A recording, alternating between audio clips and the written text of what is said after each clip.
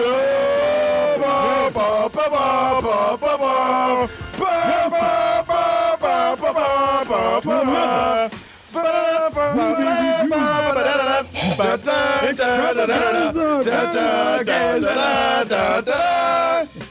don't even know what the hell I'm looking at right now. I don't know how the fuck Darth Vader looking around in this thing, man. Shit, I wonder how many people he accidentally choked for us, man. That's the janitor. What show? Hey, everybody, welcome to the Movie Review Extravaganza. Ganza. I'm switch the camera on y'all, but I can't see shit. Oh, welcome, everyone. I'm going to take this shit off in a little bit because it is hurting my ears right now.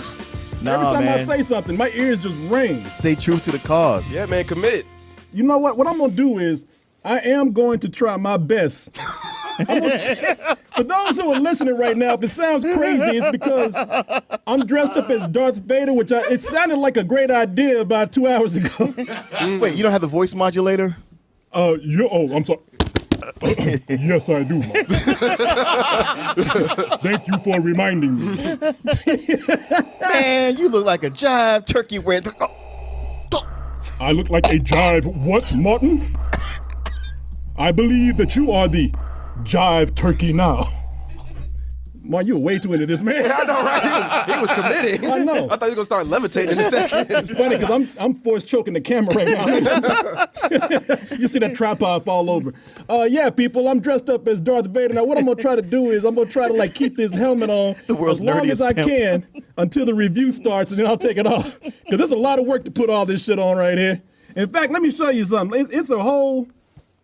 We went all out. We went for the deluxe set right here. Let me go ahead and I can't even see what fucking camera I'm trying to switch. You need some help, man. You want to go to 3? I got it. Okay. I can do it myself. That's why Darth Vader doesn't run a website. Trip over my cape and everything. Look at this shit right. Yeah. Looking like Lando. do the Running Man. Yeah. Look at it. It got a dick piece to it and everything. He got ball blockers. This right here. Let me see here. I love putting it on because my dick was all up in Sammy's face right there. As opposed to when. How is that different than any other day?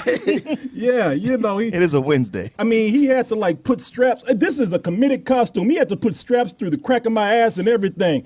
Yeah, people, those who are listening. You got a Vader thong on? Yeah, it is. Okay, wow. Victoria's Secret, man. All right, y'all, I made it through the introduction of the show. We getting ready to get into the review. This can't go on because I will die. I'll die of dehydration halfway through it. I got to take this off. No, man, stick with it. No, man, first of all, can people, Sammy, you in the chat, can people actually hear me? Kind of. See, I got to take this off to do a proper review. I can't do this. And plus, this is hot right here. You need Sammy to help you take it off? Let's see here. Buckle behind you.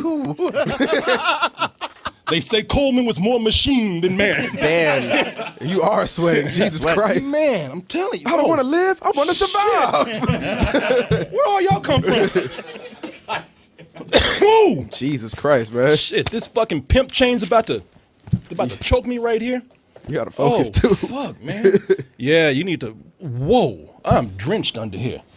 Let me get some of this water. Yeah, Martin, you want to zoom in a little bit and maybe, man, I'm so wet. I got Jerry curl juice in my hand. This is the curl. The Jerry curl. That's it. Come on, boys and girls, do the Jerry curl. Hey, Corey, slide that move to Jerry. Slide that move over to Jerry. Yeah. We have a mission for you. A major weapons test is imminent. We need to know what it is and how to destroy it. Is that clear? Yes, sir. Y'all been waiting on this. Like everybody else in the world, y'all been waiting on this. I mean, The Force Awakens, that was cool. But people want to see what y'all can do outside of that big story. You know, we know we've been hanging with Luke. We've been hanging with Han all this time. Chewie and the gang. Yeah, they even introduced some new characters, but come on, between you and me, we know it's the same old shit. You know, that galaxy's so big, and we still hanging out in that same block. You know? True. That same cul-de-sac. Are you sure it's a galaxy? Yeah. And not just a couple of neighborhoods? Yeah. Some boroughs? Yeah. You sure it's not in the projects in a galaxy far, far away? You know, it's a big place. So Disney came in and they said, you know something, we got you. All right, we're going to start telling some stories in the form of one-shots outside of the big story that we've all come to know, you know, with the Jedis and Luke and everybody. And that is where they said, and the first one is going to be Rogue One. Now, we ain't stepping out of the line too much. You know, we still kind of playing it safe a little bit. Everybody talking about, I'm sick of that Death Star. Well, fuck you, we still got that. But that's not going away. It ain't going away anytime. You know, shit, how many Death Stars they done blown up now? It was like all 7. I know. They just buying Death Stars at used car lots now. Yeah, you can get them at Big Lots. Yeah. On remainder. You again? Yeah, we need another Death Star. But the cool. If you can't take care of this one, you're not getting another one. Look, sir, don't come back here, all right? But the cool thing about this is that, okay, it's the Death Star, but what if it's the Death Star? And what if it's the people, the rebels that actually went in and found the secret of the Death Star and how to destroy it? These people who were willing to sacrifice anything and everything to do that. And that's where we have Felicity Jones, who comes in as Jyn Erso. She's just a street urchin. She's just a street hoe. She's a female Aladdin. Yeah. Okay. They already done killed the monkey and everything. She ain't got nothing to live for. But she's out there, you know. Really, she's lived a hard life over there in projects over there in the galaxy. You know, orphaned at a young age. And that's because her father, played by Mads Mikkelsen, is the guy that helped, actually the man behind the Death Star. He's the guy that created it, built the plans for it, the genius behind it. And regrets everything that he's done to make that happen. Consider it like the guy who regretted creating a nuclear missile or a nuclear bomb and the thing that could destroy all life in the galaxy right here. She lost her father at a young age, pulled away, Empire pulled him back in, lost her family, has no family at all right now but them streets. And to give her life meaning, the rebels come in, they say, all right, look, you ain't doing shit. So how about this? I mean, we can put your ass in jail where you can just rot, or you can give your life meaning and you can help all the rebels out here because, you know, your dad was some big shit. Help us find the plans to this Death Star and destroy it.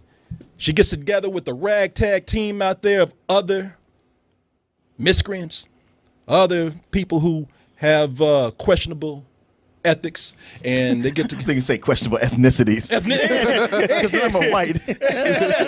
Well, you know, the alt-right is all up on this. They're like, damn, ain't a white person in that fucking shot right there. And the one they have, I don't even know where this dude came from right here. You know, that dude was shot immediately, but they get together and they're the ones who actually are considered to be the true heroes of A New Hope before we even saw that film. Let me tell y'all something right here. You know, if you're one of those people that say that Star Wars has gone a little soft right now, oh, it's all about the toys and the merchandising. If you are those people who for years have been trying to convince people Ewoks suck, man. Let's fucking give up on this. Let's just admit it right here. I know Return of the Jedi's got some cool parts, but them Ewoks have got to go. If you are one of the people who've been trying to convince all those folks out there that, no, it does matter if Han Solo shot first instead of that fucking special effect right there. You know, that is horrible right there. And still some people are saying, you know what, it's Lucas proper. He can do whatever he wants to. And really, it's not that bad. Really, people, that shit right there, that fucking video game graphic from fucking 1995, seriously? If you have been those people who have been trying to convince people of these things and more all these years, your day has arrived right now. Let me just stop trying to put up any pretense. This movie's fucking awesome right here. I feel like this, they answered what I wanted. You know, yeah, Martin got on me like, they ain't making movies for you. Yes, they are. I'm a fan. I supported this series. This right here, man. This is what we have been asking for ever since George Lucas not started fucking up with the prequels, but with the originals. When he was going there and tinkering with everything. And the reason why, I mean, man, look, this whole movie This whole movie right here is Han Solo shot first. It's that ruthless. These people in this movie, when I say that they have questionable ethics, they let you know right from the beginning. No, these people are not good. And we ain't talking about the Empire. We're talking about the people fighting the Empire. We're talking about these folks right here who are supposed to be the heroes that we follow, the protagonists. This is the first movie to really show you how desperate the rebels are. These are desperate people who would do anything. They are fighters. They are survivors. They are militants. They are people who would do anything to get the job done. 5 minutes into the movie, I'm not going to spoil anything for you. Don't go away, but one of the so-called heroes in the movie, do you remember this? Cold-bloodedly murdered somebody. Some cold-blooded shit. And I got mad. I'm like, that's who I'm following for the next 2 hours, man. Yes, you are. I was like, fuck this dude, man. I was mad about it. I said, that was some real cold-blooded shit that they did. And then I sat back and I said, you know what? Corey, pull back, man. Stop. See, you soft now. You let these movies soften you. You let these movies soften you. No, this is the real gritty shit right here. They warned you. They told you. They tried to wake you up and let you know this ain't your usual Star Wars shit. As Martin like to say, this ain't your daddy's Star Wars. Am I right, Martin? No, you're right. It's not your daddy's Star Wars, but it's the Star Wars that your daddy has been wanting. And it took your precious little pink asshole and shoved a dildo in it.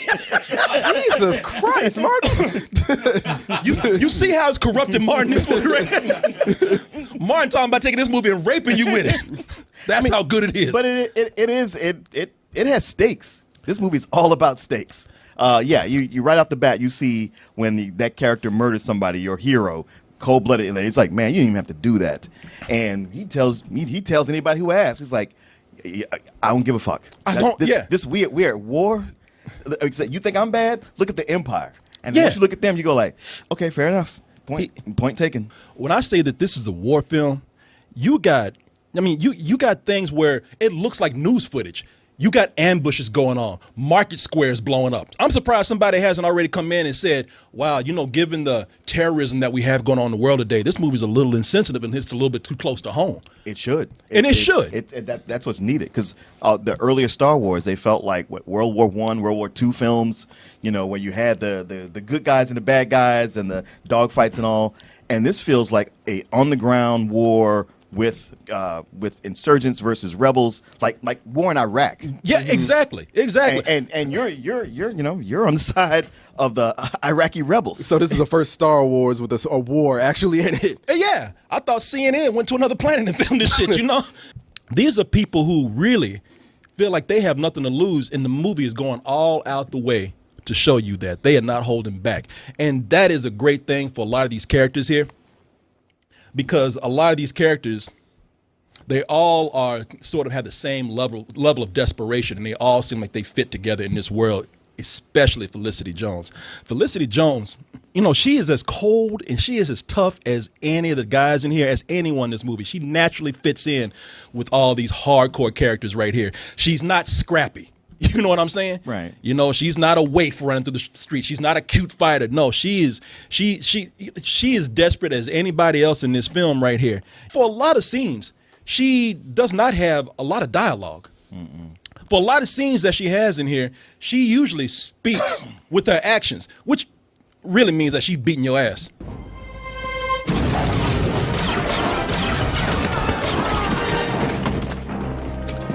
Cursor! Holly! Liana Holly! You want to get out of here? Hey! Move at me! I'm like, damn, bitch, we trying to help you. The fuck? She's like, man, that's just a natural reaction. I'm sorry. Knee-jerk reaction right there.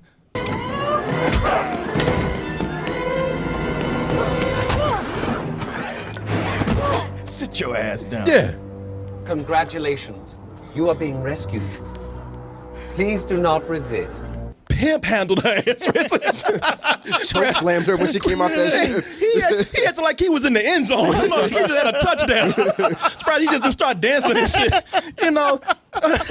I want y'all to notice something. When I say that this world is dirty, Did you notice something with the stormtroopers right there?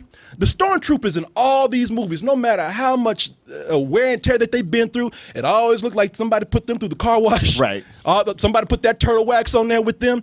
I think this is really the first time that Star Wars just sat around looking like Pigpen from Charlie Brown. You know, they got a coat of dirt and dust on them. It's a war. Yeah, it's a war. I mean, they are dirty. I was watching this, and I wanted to go to that stormtrooper's helmet and just put "wash me" on there. Just lick your fingers real quick. And like, let me just get some of this for like you. your mom and shit. You got a little something there. Yeah, boy, why you so dirty? What you been doing? Besides this movie having stakes, it just has so much allegory to our world and what's going on. Oh, yeah. I mean, I felt so emotionally invested in what was happening. Yeah, I don't want to talk shit about the Force Awakens. They're different movies, and through this, you know, it did point out some things that worked about Force Awakens and things that didn't. Force Awakens, of course, you know, it's such a love letter to those first movies. It's almost like a greatest hits, or some people say a fanfic. Yeah. But it was nice having the humor in there. It reminded you what you liked about Star Wars, and almost none of that humor is here. Whatever humor is here, it comes from that robot, and it felt like it was done in the reshoots, and it's not even that funny. But it just added a little bit of extra something. Well, yeah. But for the most part, this film, it's a downer, but in a good way. Okay. And I don't think I've ever liked a movie so much that wasn't all about good dialogue. Not the dialogue's bad. It's just it is sparse. It's all about what's actually happening here. And I tell you, it's one of these movies where for the first half of it, I was like, this is good. It's a good war flick. It's serious. And right when it seemed like it was about to get to that last climax and just end, holy shit. It becomes Saving Private Ryan. Yeah, Oh, wow. I mean, as far as the mouse will let it, you know. I mean, for a Star Wars movie, like if there's a point where there's a cameo by some characters that I said, I knew they were going to show up. Yeah, exactly. and I thought, God damn it! But it's so quick. It's one of those where if you drop some popcorn and reach down to miss it, you would miss them. Okay. But Yeah. it's like that's the turning point. Like just when I thought, here we go, it was like, no, I know, here we go. Buckle up. Yeah, And from that point on, you just don't breathe. Yeah, it is fucking insane where they're going with this film right here. The risk that they are taking. With this movie, because I hear y'all keep saying, you know, it's way darker than Episode 7 was and all the other Star Wars flicks. Do you feel like because, you know, how we had the trend with Deadpool being rated R and it affected a whole bunch of superhero movies coming out later, do you feel like this film right here is going to affect other Star Wars movies coming out later? Like maybe they'll add a little bit more darkness to like Episode 8 and 9? I think this one pushes it pushes the wars part more than the star, and it brings home to you the fact that they are in a war, what this is all about, and I think whoever makes another movie can't ignore that. Okay. It's because I mean prior to this, it's always been, you know, the Rebel Alliance against the Empire. And yeah, you know, you rooted for the rebels because they had all the colorful heroes and they weren't dressed like Nazis and all. But you know, it was just a war you were watching and you weren't investing in it. Yeah. Like you know, I hope they win, but whatever. It's like two football teams that aren't from your hometown. They're like, you know, when the original Star Wars was made, it was like watching a World War II movie that was not showing you the real horrors of war from like the, you know, from the 50s and the 40s. Or they're like those serials like Flash Gordon was. You know, everybody who knows Star Wars knows that already. Yeah. Now, when you watch this, it's on the ground. You see what's going on. You see that, like, even within the Rebel Alliance, they don't really have their shit together. Okay. You know, as it would be more realistically, some people in there are cowards and they can't get the job done, and they're outgunned and outmanned. So what kind of chance do they have? But with what we see on the news all the time, you totally get this. It really borrows from that a lot. So it's going to be hard to go into these next movies and not, you know, like feel something like, man, y'all can't be joking around. This is serious. Okay. Yeah, ain't nobody bullshitting no more. You know? That's a good way to put it. It's a suicide mission, and it is like, you know, man, if I ever wanted to say fuck Suicide Squad, it's now, because that didn't know what it was doing. Yeah. This is the real shit, and there's some characters, when they die, I felt it. Like every time, and like I didn't think I felt that much about them until they went. I was like, fuck. Yeah. With this being as dark as it is, it actually makes the triumphs and the victories feel like they're at a heavy cost, so they seem more satisfying. Yeah. They earn those victories, whether they are big and small. Man, anytime these guys get by, Right. like, thank God, shit, give them a break. I was praying to the Force. Let these motherfuckers just have a break, please. And I was looking at the dialogue in the trailer, and you heard me complain about it. And I said it's full of slogans. It's full of cheesy one-liners, and you know what? It is. I still say that, but. Again, going back to how hard these guys are fighting, the losses that they suffer, it's like, man, whenever they give a speech, they earn that shit. Yeah. You feel like that's real. If the Empire has this kind of power, what chance do we have? What chance do we have? The question is, what choice? Run, hide, plead for mercy, scatter your forces. You give way to an enemy this evil with this much power, and you condemn the galaxy to an eternity of submission. He's like, hey, don't put this camera on me. I'm from the prequels. Don't nobody see that shit. We're looking at Jimmy Smits right now. He's like, get this fucking camera off me. And you like, when she gave that speech, you just kind of, if I heard that outside of this movie, I'd be like, Jesus, come on. Yeah, out of context, you roll your eyes. But where it happens in the movie, it needed to happen. I was like, yes, I'm ready. Somebody. I was ready to give my life for this movie right then and there.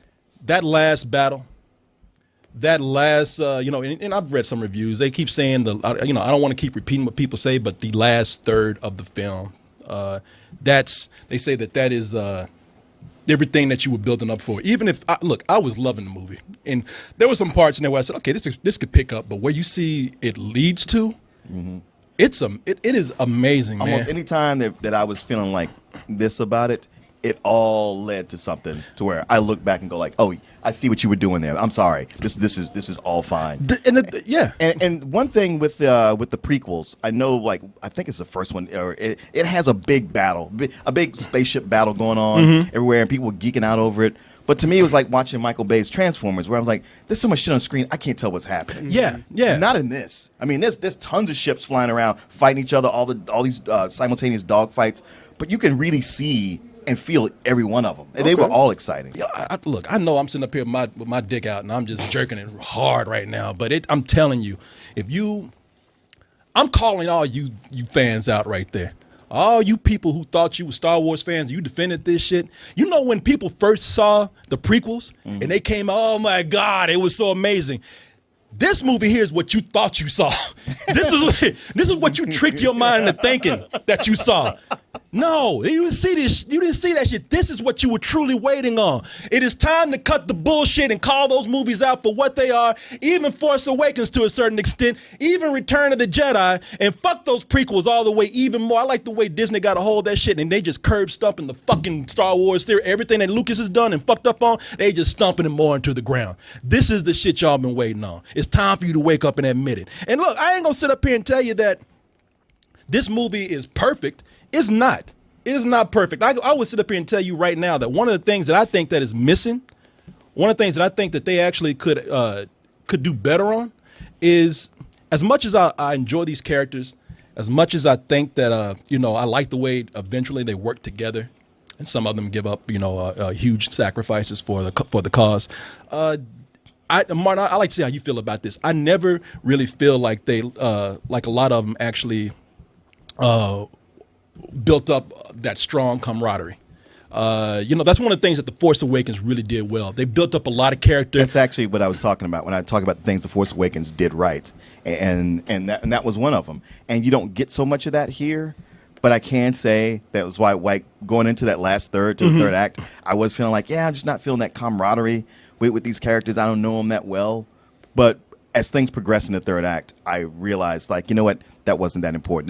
That was my hang up. And whatever it needed to do, it did it, because when something happened to him, I cared. Oh, yeah. So I was like, okay, it was working. I didn't even know it was. This could have been a movie that was deeply depressing, but one of the last things that they do in this movie, right when you about to say, oh, man, I'm going to go home and kill myself, you look at this and you're like, there is hope. It's like, wow. Right. Yeah. It's like, man, the way that connected right there and the way it just lifted your spirits immediately, you're like, fuck yeah. And I actually did that. I'm like, yeah.